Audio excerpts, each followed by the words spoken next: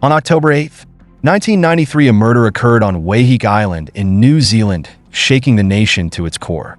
The case garnered widespread attention from global media because the perpetrator was none other than Gu Cheng, a renowned poet, writer, and artist from China. Gu Cheng was considered one of the most important and influential modern writers in 20th century Chinese literature. Born in Beijing in 1956, Gu Cheng grew up with an older brother.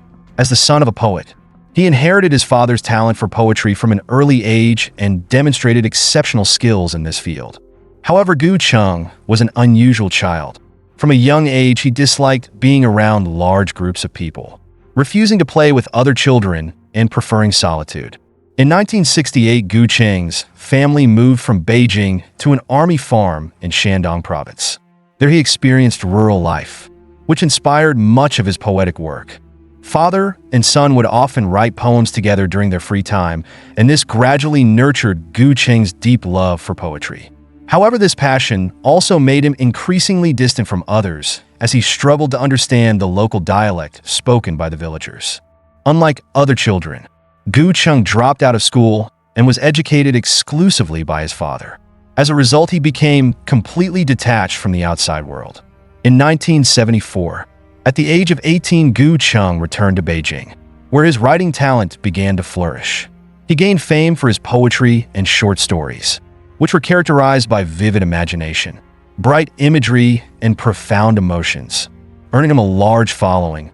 In July 1979, during a train ride from Shanghai to Beijing, Gu Cheng met Xie Yi and fell in love with her at first sight.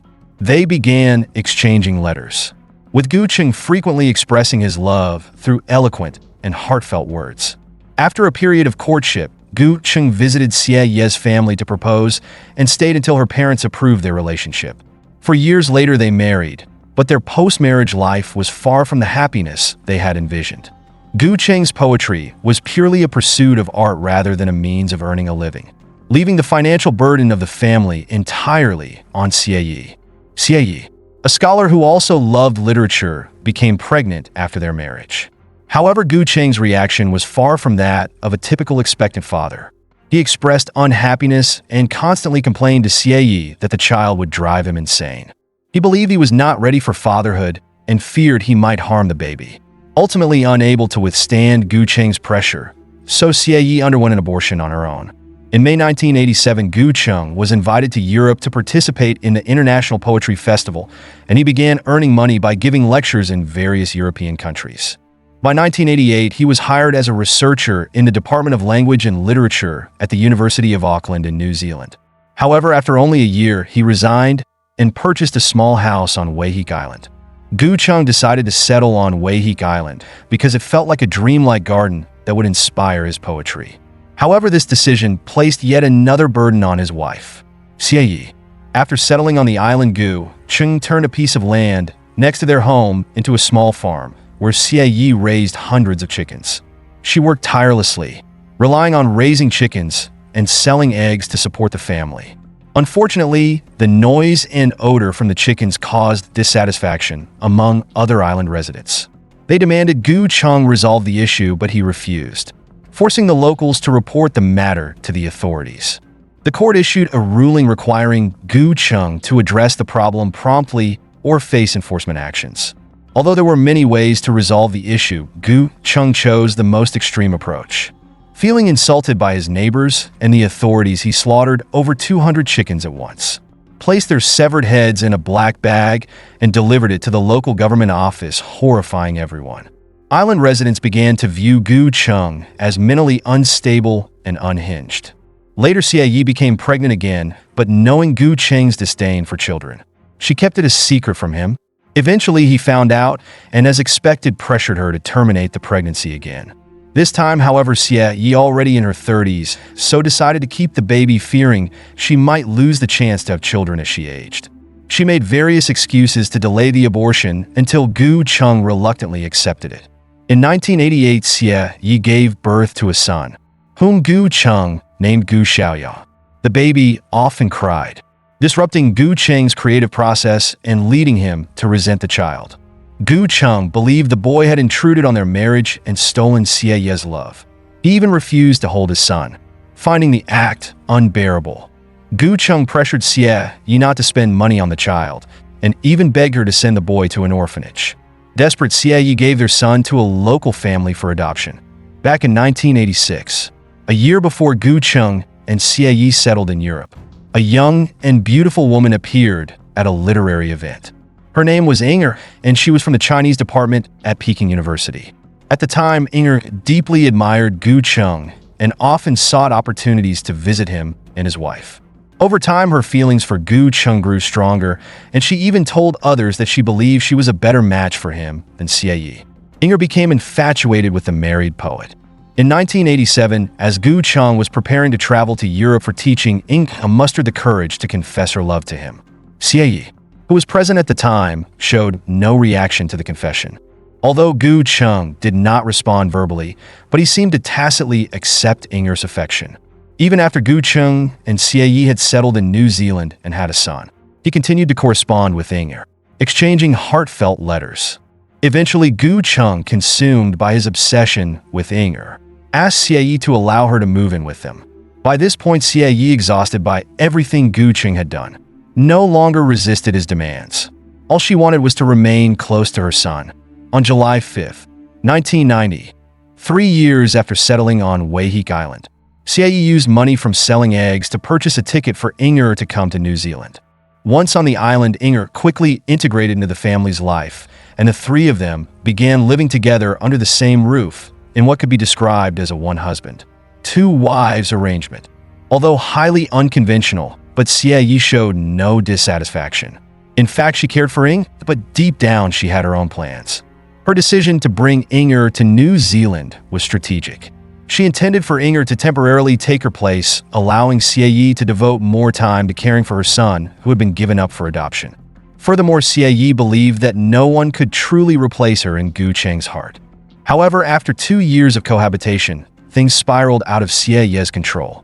Ying'er's presence began to captivate Gu Cheng, and their time together grew so intimate that it surpassed what Cime could tolerate. Gu Cheng became increasingly distant from Cime, prompting her to attempt to salvage their marriage. In early 1992, the couple received an invitation from Germany to give lectures for a year. Cime quickly accepted, hoping that the trip might help Gu Cheng reconsider his decisions. Ying'er could not join them as she wasn't invited, so she had to stay behind on the island and continue communicating with Gu Cheng through letters. However, their correspondence gradually waned, and by the end of the year, Ying'er suddenly disappeared without a trace, leaving Gu Cheng deeply worried. After inquiries, Gu Cheng discovered that Ying'er had married a British immigrant 20 years her senior to obtain residency in New Zealand. This revelation shattered Ying'er's once pure image in Gu Cheng's mind. He was utterly devastated, and Cime was also shocked to see her husband in such a state. The depth of his love for Ying'er was far beyond anything Cime had anticipated.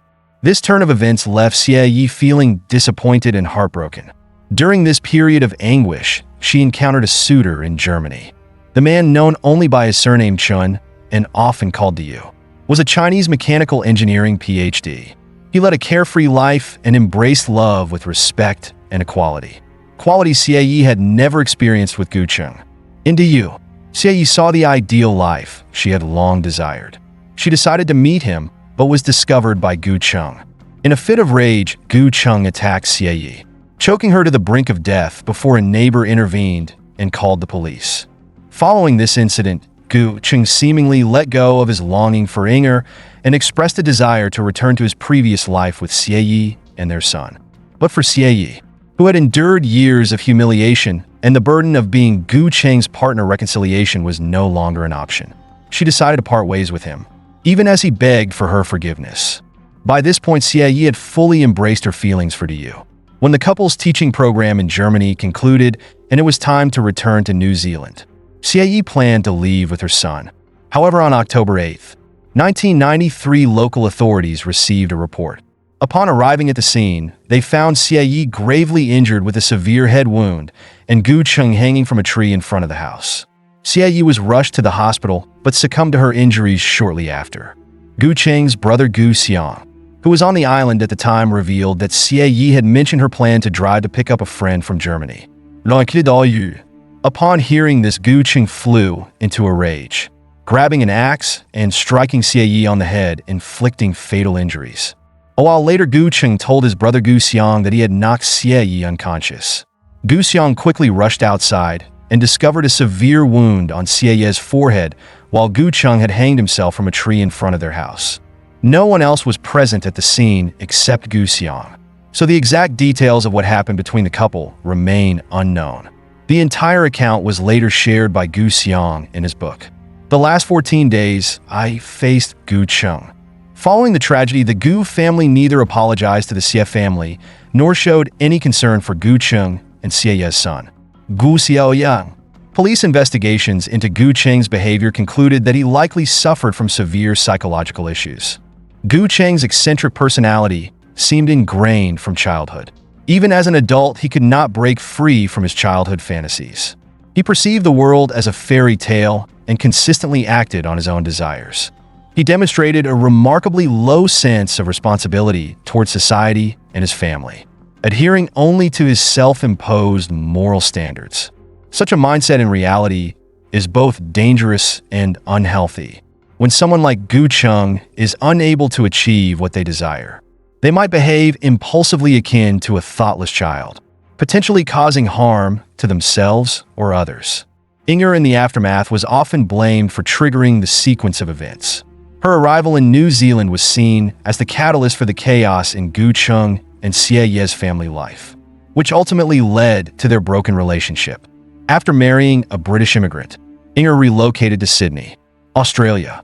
In 1995, she published a novel titled Weihik Island, recounting her experiences living with Gu Cheng and Xie. However, the book was heavily criticized and accused of exploiting private information for profit. Ying'er ultimately passed away from nasopharyngeal cancer in Sydney on January 8, 2014. As for Gu Cheng and Xie's son, Gu Xiaoyang was raised well and excelled academically, eventually graduating with distinction from the University of Auckland, New Zealand, despite having a grandfather and father who were renowned Chinese poets. But Gu Xiaoyang chose to study engineering, a field entirely unrelated to poetry. Living on a small island in New Zealand, Gu Xiaoyang did not learn Chinese and thus could not read the poems his father left behind. Gu Cheng's final poem dedicated to his son was titled Come Home. It reflected his lingering attachment to the idea of home, even in his final days. However, no matter how great a poet or writer Gu Cheng may have been, his crime of murder remains unforgivable. Many believe that while Gu Cheng was gifted with unparalleled poetic talent, fate deprived him of social skills and self-awareness. There is a name that can instantly cause 1.3 billion Indians to feel a chill of fear. The mastermind behind the two serial bombings in Mumbai in 1993 and 2008. This man has consistently topped India's most wanted list and is the financial backer behind numerous terrorist organizations such as Bin Laden's, the Taliban, Al-Qaeda, and Boko Haram.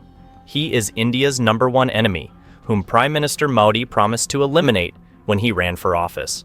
He possesses a fortune valued at $6.7 billion, second only to the world's top drug lord Colombian Pablo Escobar in the global drug trade. The D Company, which he founded, is the largest drug trafficking syndicate in India, the largest terrorist organization in South Asia, the largest transnational criminal gang in India, and the biggest threat to the security order of the South Asian subcontinent. His name appears on the top wanted lists of the United Nations Security Council, Interpol, and the FBI. On Forbes' list of the most powerful people in 2010, he ranked 57th.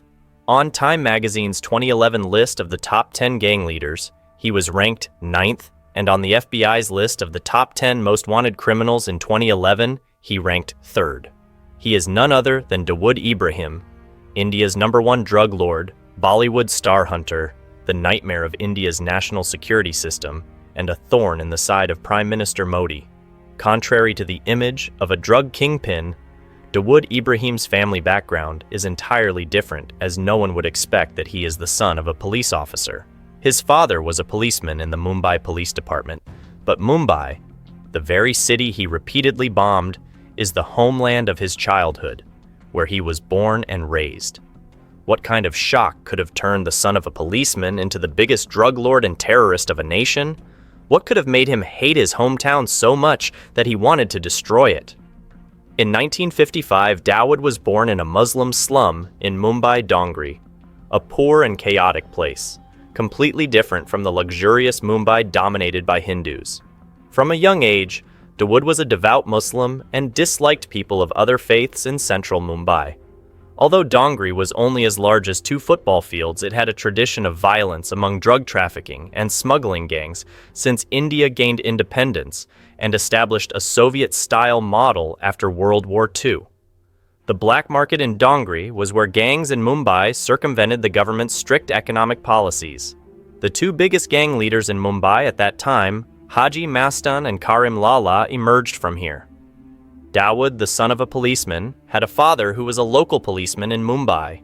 However, Dawood's father was not a good, dedicated officer serving the people and satisfied with a meager salary. In the Mumbai police community, his father was considered the patriarch of corruption, bribery, trapping criminals, and colluding with them. Some even said that his father was the biggest mafia boss in Mumbai at the time. In such a polluted family atmosphere and living environment, Dawood learned the traditional skills of the criminal world from a young age, such as robbery, fraud, and theft. He dropped out of high school to enter the criminal path, and he quickly demonstrated his talent in organizing and managing illegal activities. However, he had one fatal flaw: an extremely hot temper. He could not tolerate any anger or slight, always seeking revenge and easily flying into a rage. What he hated most was anyone being stronger than him. If someone appeared to surpass him, he would become furious and find a way to eliminate that person. At the age of 18, Dawood founded a local gang named D Company, using the first letter of his name for the gang's name. He engaged in illegal activities such as drug trafficking, smuggling, and kidnapping in the city of Mumbai. In 1974, at the age of 19, Dawood carried out a bold act by robbing a shipment belonging to Haji, the Mumbai gang leader who was also his senior, seizing $200,000 in cash, which sent shockwaves through Mumbai. The Mumbai police chief agreed with the fight fire with fire strategy proposed by Dawood's father, quietly encouraging him to continue attacking Haji, though in reality, the chief had accepted a bribe from Dawood's father.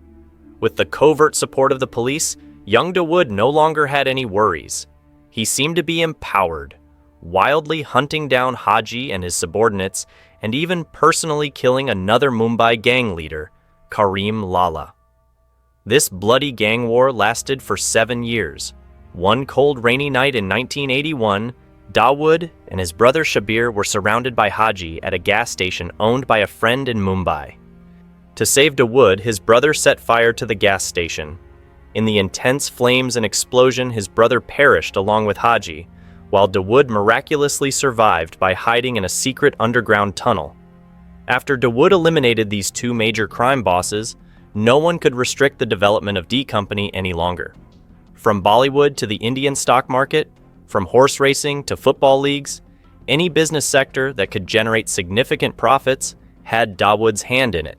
He built a drug manufacturing plant in the suburbs, nearly monopolizing the drug market in Mumbai. D Company also financed the production of many films and invited famous actors like Anil Kapoor to participate. After killing 2 Bollywood film producers who refused to cooperate, no one in the Indian entertainment industry dared to defy Dawood anymore. Even the famous Bollywood actress Mandakini became his lover. The prolonged war between the drug gangs caused great suffering for the people of Mumbai. Under enormous public pressure, the police finally realized that Dawood's father's fight fire with fire strategy was a mistake, as it had allowed criminals to wreak havoc. They immediately declared Dawood a murderer, issued a nationwide manhunt, and fired his father. At this point, Dawood had fled to Dubai to seek refuge. In the following years, he made enormous profits by remotely running D Company's drug trafficking, gold smuggling, and silver trading operations in Mumbai. In Dubai, Dawood also controlled a money transfer system quite popular in the Middle East, known as the Hawala system, colloquially referred to as the money laundering system. Many criminal organizations and extremist groups used this system to transfer money, and Dawood earned huge transaction fees from it. After significant growth in the 1980s, D Company quickly became India's largest conglomerate in drug trafficking, prostitution, gambling, smuggling, and counterfeiting with over 5,000 members. By the early 1990s, the company's annual revenue had reached hundreds of millions of rupees. After making his fortune, Dawood began purchasing numerous mansions and investing heavily in real estate in the Middle East and India. He named all his mansions the same because he was extremely fascinated by the culture of USA presidents, seeing himself as the president of India's underground economy. As Dawood and D Company were at the height of their power, irreversible changes began to unfold quietly. In the late 1980s and early 1990s, a series of international upheavals occurred, including the collapse of Eastern Europe, the Gulf War, and the ongoing oil crisis. The sudden shift in the external environment caused the centrally planned economy model, which India had followed since its founding, to fall into crisis. The public's demand for economic reform grew louder. In 1991, the winds of reform swept through India, opening up many industries that had previously been tightly controlled. Japanese televisions, Chinese radios, and American computers flooded Indian streets. This caused the black market in Dongri, which had been controlled by gangs, to become an open economic sector where anyone could conduct legal business overnight. D Company lost many of its revenue sources, and overnight Dawood faced severe losses, which infuriated him and had serious consequences. The Mumbai police seized this opportunity to launch a vigorous attack on D Company. Whenever they encountered someone from D Company, they would open fire indiscriminately, then place weapons next to the bodies to create a fake shootout scene and blame the victims for firing first. This angered Dawood more than ever, and the Mumbai police ended up on his revenge list. D Company members began shooting on the streets, and the police retaliated, causing numerous casualties among the police force. Such a crime scene, with criminals shooting at the police, had never been seen in Indian history.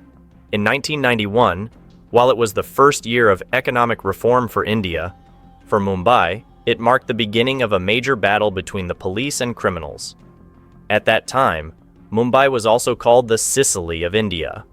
In 1992, Indian Hindu extremists forcibly demolished the 464-year-old Babri Masjid Mosque in the holy city of Ayodhya, causing large-scale riots and resulting in over 2,000 deaths. This religious conflict created an ethnic scar, continuing the divide between India and Pakistan since 1947. The new enmity added to old grievances, making Dawood angry once again. This time, the city of Mumbai, with its Hindu majority, fell onto his revenge list. Dawood Ibrahim believed that his homeland had been occupied by outsiders, and he was determined to reclaim it. On the afternoon of March 12, 1993, 13 bombs exploded in quick succession in the bustling city of Mumbai, spreading fire and explosions throughout the city. In the blink of an eye, locations such as the Mumbai Police Headquarters, the Bombay Stock Exchange, the Air India Headquarters, Bollywood Plaza Cinema, and the offices of various right-wing and Hindu parties were bombed. Mumbai was engulfed in a bloody terror inferno, with 257 dead and 1,400 injured.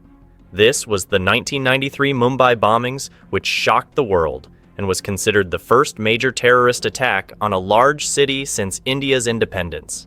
After this event, Dawood's D Company was no longer just a drug gang using violence to protect its business power. It had become a terrorist organization, attacking indiscriminately to vent its political anger, and became the biggest threat to the security of the South Asian subcontinent. Due to this bombing, Dawood was also placed on the highest wanted lists of the United Nations Security Council, Interpol, the FBI, and the Central Bureau of Investigation of India. However, Dawood vanished from the world, and no one knew where he was hiding. According to declassified documents at the time of the explosions, he was sitting in Dubai, commanding remotely. He then traveled through several Gulf countries, fearing arrest due to extradition treaties with India. Eventually, he secretly escaped from Dubai to Karachi, the capital of Pakistan, India's archenemy, and was ready to use it as a political pawn to ensure his safety. To this day, there have been no reports of him leaving there, And of course, the Pakistani authorities cannot acknowledge this. According to reports from a brave Pakistani journalist, Dawood lived in Pakistan like a king, wearing Patek Philippe watches, dressing in custom-made clothes, and enjoying life in several luxurious villas with swimming pools, tennis courts, and high-tech gyms. Records from the USA Department of the Treasury during his time in Pakistan show that Dawood used dirty money from drug trafficking and smuggling to fund Lashkar-e-Taiba in Kashmir, an armed group determined to reclaim Kashmir from India, as well as to support the Taliban and Al-Qaeda in Afghanistan. Dawood also sent money to the Boko Haram insurgent group in Nigeria and was escorted by the Taliban to Afghanistan to meet Osama bin Laden, who was even elusive to the USA at that time. This indicates that terrorist organizations surviving in remote forests and mountains rely on people like Dawood for funding. Moreover, Dawood freely shared the secret drug trafficking and smuggling routes built by D Company over many years, setting the stage for subsequent terrorist crimes. In 2008, members of Lashkar-e-Taiba again attacked Mumbai with bombs, including the infamous hostage crisis at the Taj Mahal Palace Hotel. This was considered the largest terrorist attack in India's history and became known as the 2008 Mumbai attacks. According to foreign sources, these terrorists, along with the weapons and bombs they used, were secretly transported into Mumbai by Dawood Ibrahim through D Company's smuggling routes. He also provided all the logistics for this operation. The event outraged India, leading to a comprehensive ban on D Company, and the government offered a $25 million reward and mobilized all investigative forces to capture Dawood, but was unsuccessful. According to the Central Bureau of Investigation, CBI, India's highest investigative authority, Dawood possesses 13 fake IDs, making it extremely difficult to find any clues. In the 2014 Indian elections, BJP's prime ministerial candidate, Narendra Modi, declared to the media that if elected, he would definitely bring Dawood Ibrahim back to India for trial. He promised not to follow the weak approach of previous governments, but to adopt a tough stance, similar to how the USA dealt with Osama bin Laden. However, after Modi's election, he stopped mentioning Dawood's capture, let alone any specific plans to carry it out. 10 years have passed from 2014 to 2024, and nothing has happened. Dawood is likely still hiding in Pakistan, with the most recent news being the arrest of one of Dawood's trusted accountants, who served as the CFO of D Company in the UK. The USA wanted to extradite him, but Pakistani diplomats strongly opposed it. This incident highlights the complex political game behind Dawood. He remains free and well off in Pakistan. Dawood has also resumed his old role of sponsoring actresses. According to Indian media, the famous Pakistani actress Mehwish Hayat, born in 1988, was sponsored by Dawood. Their relationship was close, and she became a box office queen with several hit films in Pakistan and was awarded the Tamga-e-Imtiaz in 2019, similar to a National Excellence Award. This award is rarely given to the entertainment industry and women, and Indian media speculates that Dawood lobbied behind the scenes, though the details are unclear. This younger actress, 27 years younger than Dawood, has undoubtedly become his biggest weakness. Rumors suggest that Dawood is very angry about Indian media digging into his affairs and is investigating how this information was leaked. With his vengeful nature, it is uncertain what might happen. After 2008, D Company did not collapse under pressure, but instead continued to grow robustly in drug trafficking and cricket betting. By bribing and threatening players and umpires, they control the outcomes of 2/3 of cricket matches. D Company also expanded its drug trafficking operations to Europe and the UK, becoming internationalized. Today, revenue from India only accounts for 40% of D Company's total revenue. A Pakistani journalist has reported that Dawood's current life is like something out of Mario Puzo's classic mafia novel, The Godfather. However, Dawood himself finds it very boring and often reminisces about his youth in Mumbai, where he began his journey to becoming India's top drug lord. Everything has consequences, and the retribution for evil often comes from within. The net of justice may be wide but hard to escape. How long can Dawood avoid the law? What do you think of this story? Leave your thoughts below for everyone to see. Don't forget to like and subscribe to support me. Thank you for watching. Goodbye.